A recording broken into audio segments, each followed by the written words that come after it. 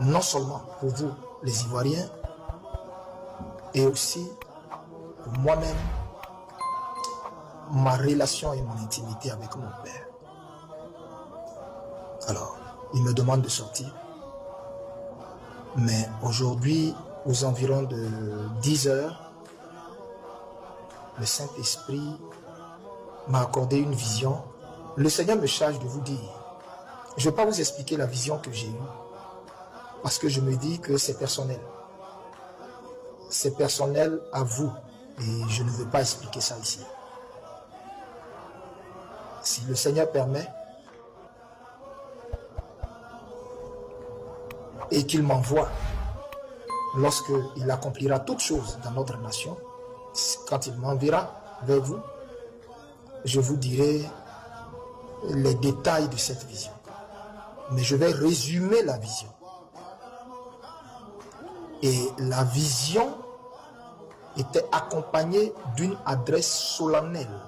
Dieu m'a dit dans la vision, avant que je ne sorte de la vision, Dieu m'a parlé pour me dire dans la vision, et c'est avec ces paroles que je suis sorti de la vision, dis, moi l'Éternel, je suis descendu dans cette nation avec mes 16 ans. Et c'est moi qui mène le combat qui est en train de se faire pour éviter un bain de sang dans la nation. Je vais donner une déviation à la situation qui se passe en ce moment, de sorte à ce que le carnage que préparait le pouvoir d'Alassane Dramane Ouattara, ce carnage soit complètement évité.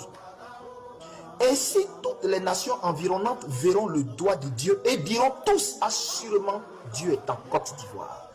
Parce que nous avions tous vu l'orage qui devait s'abattre, mais l'orientation que Dieu a donnée pour que toute la gloire lui revienne à lui.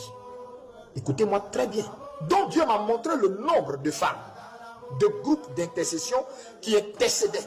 Et Dieu dit, il est en train de faire naître le résultat de cette intercession depuis des années. Cette Côte d'Ivoire nouvelle est en train de naître.